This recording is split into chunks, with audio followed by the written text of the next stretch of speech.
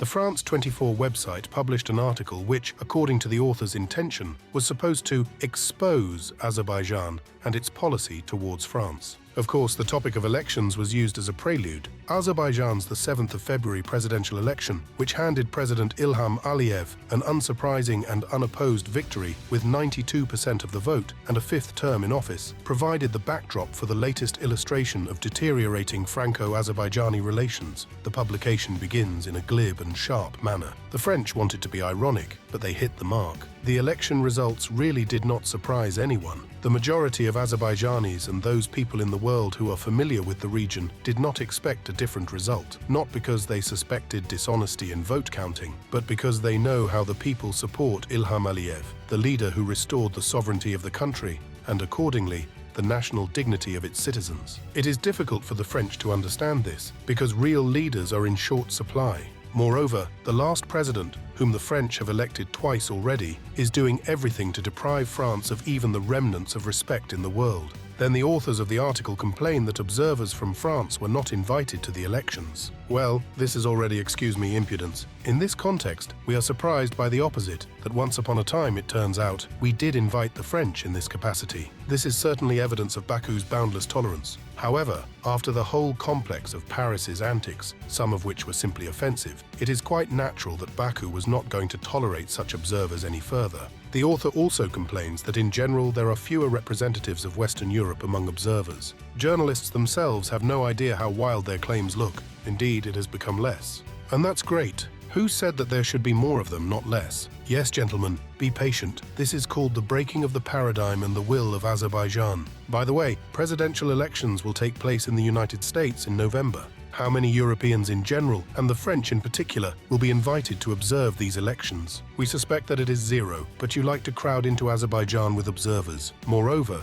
you are so used to visiting that when you see a closed door, you experience an existential shock. However, the journalists then make a move and, we must admit, almost take us by surprise. We here respond to their offense, but from the next paragraph it turns out that it was not us who did not invite them, but they themselves refused to come. The absence of a French presence on the observer team is the result of a disaccord between France and Azerbaijan. French parliamentarians who have visited the former Soviet Republic in the past as election observers no longer want to hear about it. But wait, we have all the moves written down. You have it right at the beginning of your article.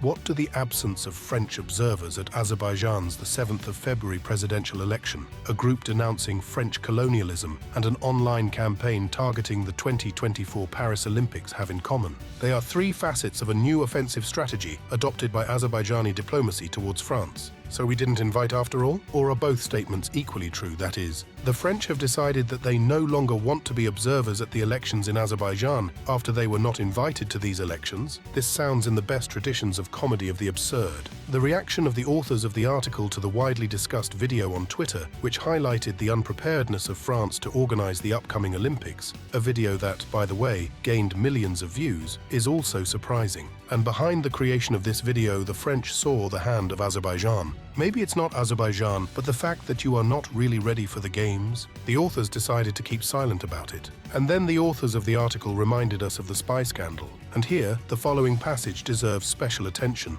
For French nationals in Azerbaijan, the message was clear. French authorities made us understand that we had to be careful because we could be expelled overnight, confided a Frenchman living in Azerbaijan who did not wish to be named. I wonder what the French authorities called for caution in. Was it just us who thought that this phrase also smelled of something spy-like? Further, journalists nobly try to understand Azerbaijan's discontent. The September 2020 Nagorno-Karabakh war, which resulted in Azerbaijan reclaiming a third of the disputed enclave, marked the beginning of the bilateral break. 2 years later, in an interview with France 2 TV station, French President Emmanuel Macron declared that France will never abandon the Armenians. This French support began to take shape after French Foreign Minister Catherine Colonna's October 2023 visit to Armenia, when she announced that France has given its agreement to the conclusion of future contracts with Armenia, which will enable the delivery of military equipment to Armenia so that it can ensure its defense. The announcement sparked disapproval from Aliyev, who accused France of preparing the ground for new wars,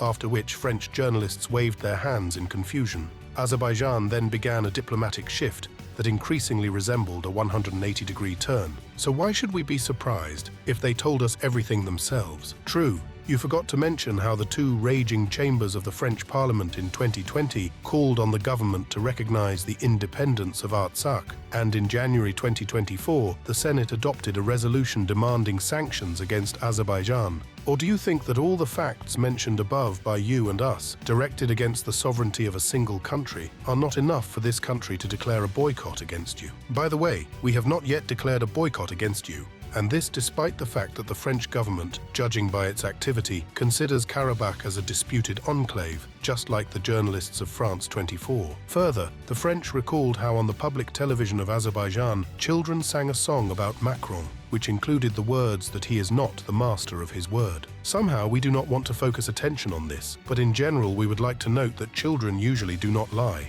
Having told about how Azerbaijanis are not good in themselves, the French started to expose Baku's campaign aimed at denigrating France, related to its policy of neo-colonialism. We are also reminded the materials in Azerbaijani media against holding the Olympics in Paris. We especially liked the following passage. Aliyev himself used a speech at a decolonization conference in Baku in November to deliver a scathing broadside against France. In his address, the Azerbaijani president referred to France more than 20 times, accusing Paris of inflicting conflict in the Caucasus and committing most of the bloody crimes in the colonial history of humanity. That is, we understand correctly that in the Élysée Palace they are sitting and counting how many times President Aliyev referred to France. I wonder who exactly is doing this? A specially hired secretary, chairman of the accounts chamber, or perhaps the president of the Fifth Republic himself? However, just as the authors begin to accelerate in their expositional gallop, the article suddenly ends. We were spinning it this way and that way, thinking that maybe we should pay for reading the rest of the article,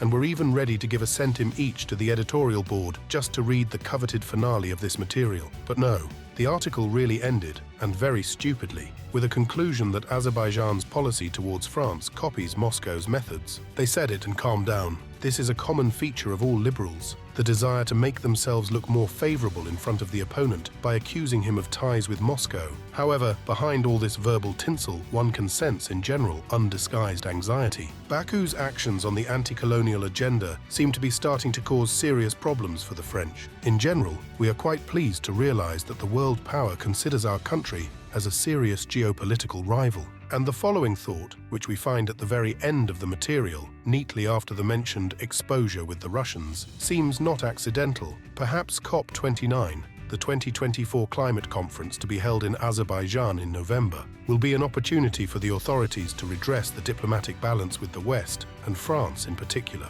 We, of course, could be wrong, but in this phrase it seems we can already feel Paris's desire to make peace with Baku, which, on the contrary, is presented as Baku's desire to make peace with the West. By the way, why such generalizations? We did not quarrel with the West. We have problems with you, and thanks to you, madam and monsieur.